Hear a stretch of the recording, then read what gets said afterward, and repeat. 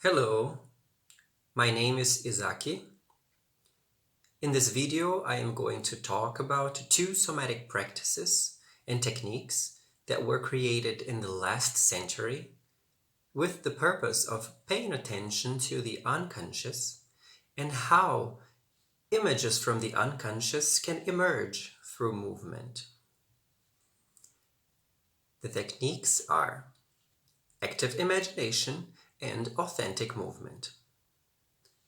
The first was developed by the psychiatrist and author Carl Gustav Jung at the beginning of the 20th century in Switzerland, and the second was developed by the dancer and author Mary Whitehouse in the 1950s in the United States. First, I will talk about Jung's technique and describe his ideas in 4 steps. Then I will describe an authentic movement session, explaining the 2 roles that belong in the practice. I will finish by pointing out some applications and benefits of integrating active imagination and authentic movement into dance education. Jung was the founder of analytical psychology. Between 1913 and 1916, he created a method for accessing the unconscious and dialoguing with the images or fantasies that emerged. He called it active imagination. Now I'm going to share with you how Jung created this method.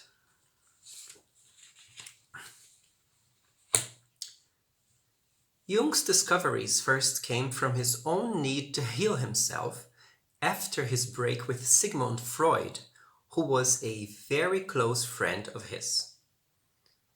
He felt disoriented and went through a very challenging time. He, as a trained medical doctor, looked for a reliable method to understand what was happening to him. He wanted to find a way that could cure himself from within. Feeling an immense inner pressure, he decided to engage with the impulses and images from his unconscious. The first thing that came up was a childhood memory of him spontaneously playing and building games. This memory came with a rush of emotions, which then made him realize that there was something very important there and that he needed to reconnect with it. As a man in the midlife crisis, he came to see that he had lost touch with his creative life. He needed to reconnect with the young boy he was, and with the childish games he used to play. And that's what he did. Sitting on the shore of the lake by his house, he began to build a village in the sand, carefully shaping each of the buildings. Suddenly he realizes he had forgotten to build the church. He felt hesitation, but he went ahead and built it. Then he realized that something was still missing, and he saw that the church needed an altar. He then found the right stone and placed it inside the church. And at that moment, he remembered a terrifying nightmare from his early childhood about a cannibalistic god who sat on a throne in an underground temple. The stream was deeply buried in the cave of his memory. When Jung recalled it, he reflected upon it. Then his anxiety subsided and his energy was renewed.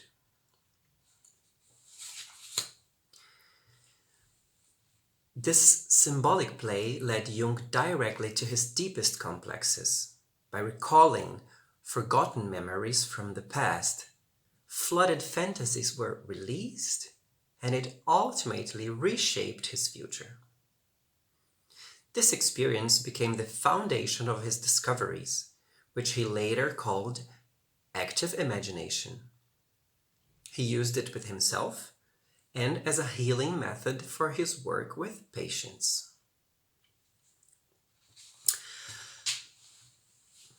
The active imagination process can be consolidated in 4 steps. Step 1. Opening to the unconscious. This might be through relaxation, deep breathing.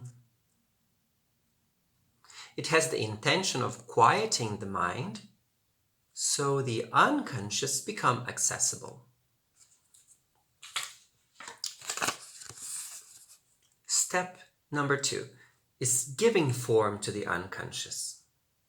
For example, through movement, painting, writing, music, sculpture, all of the creative arts. Step 3 is reaction by the ego, which is relating to what emerged and reflecting on your experience. So it can be looking at your drawing and reflecting on, for example, the colors and shapes that came spontaneously and what kind of messages they might be bringing to you. For example, I see many colors, I see curves, and I see sharp angles. Step 4 is integrating these messages and what you've learned from them in your daily life.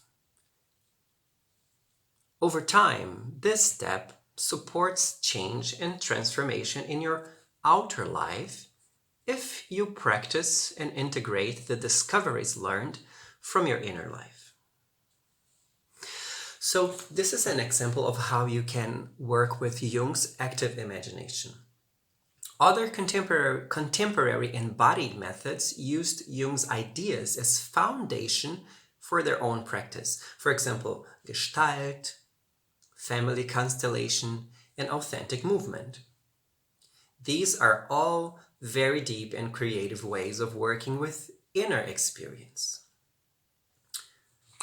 Now, I would like to introduce to you Mary Whitehouse in her embodied form of active imagination.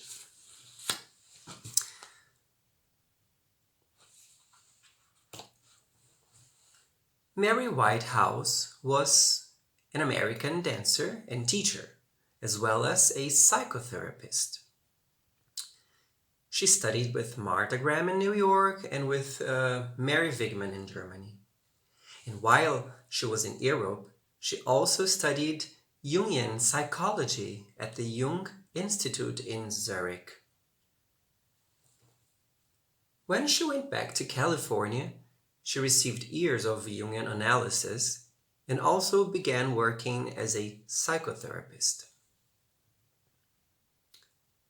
In the 1950s, during psychotherapy sessions with her clients, she was interested in experiment with bringing movement to the sessions, and she started applying principles of Jung's active imagination to them.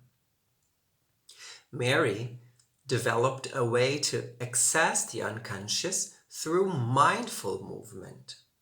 She called this process movement in depth, which later became known as authentic movement. So, how does an authentic movement session work? The session is structured in 2 parts. There is a group of movers and a group of witnesses, and they change roles within a session. Now, what is the function of these 2 roles? The movers close their eyes and first wait. Wait until he or she senses that it's the right moment to move.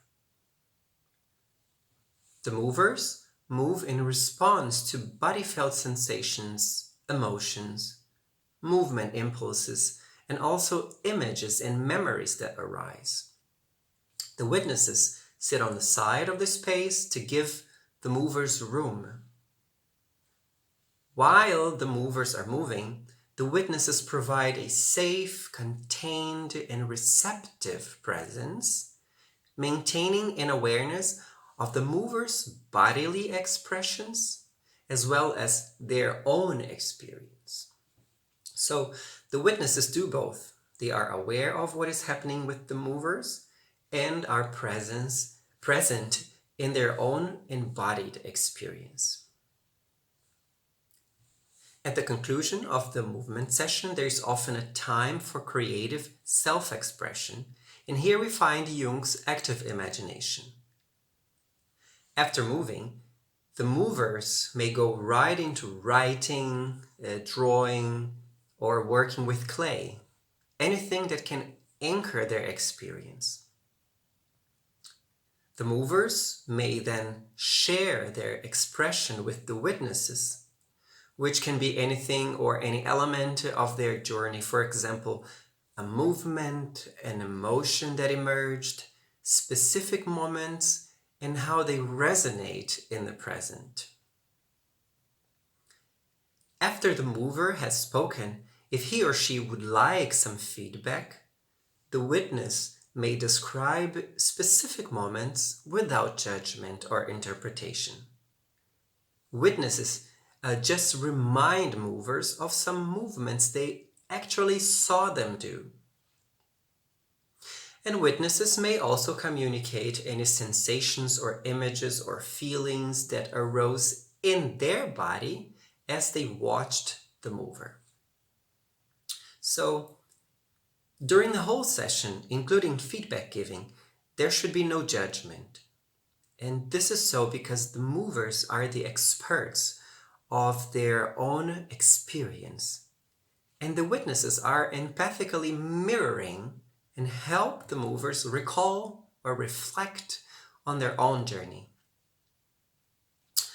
Another thing is, by feedback giving, the exchange between mover and witness happens in the present. And they use a language that expresses the present. For example, if I am the witness and I'm giving feedback, I could say, I see you. You lift your arms and take 2 steps back. I feel scared, but as you go on your knees and touch the floor with your hands, I feel safe. So after the feedback, there is usually a break before the roles are changed and another session begins.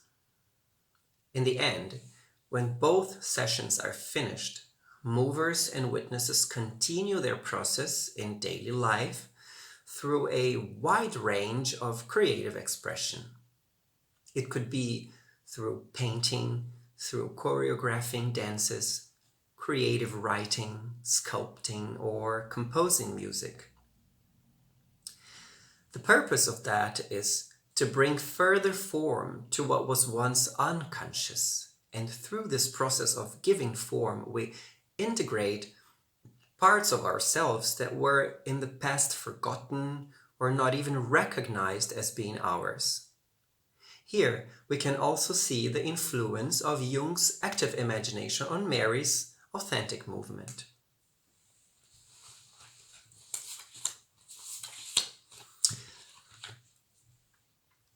Moving on to the application of these 2 techniques in dance class. I would like to present to you 2 reasons why I believe they should be integrated in the curriculum of dance education. First, they have great potential for evoking creativity, and because of that, they are very good tools for generating movement material, especially authentic movement. Second, they support the practitioners in listening to sensations and impulses coming from their bodies. So, when I think of dance as being a field where a huge amount of dance forms and postures movement sequences need to be addressed on the process of educating a dancer. I believe that working with authentic movement is a way of balancing the input coming from the outside with resources that come from within. It consequently will support self-awareness and confidence, which are so much needed abilities if a dancer is to succeed in the career and to enjoy a fulfilled and healthy life. Now, I'm coming to the end of this video. I would like to quote a thought by Tina Stromstead, who is a Jungian psychoanalyst and a somatic movement educator based in California. She says, "Authentic movement can help you to cultivate the garden of your full being."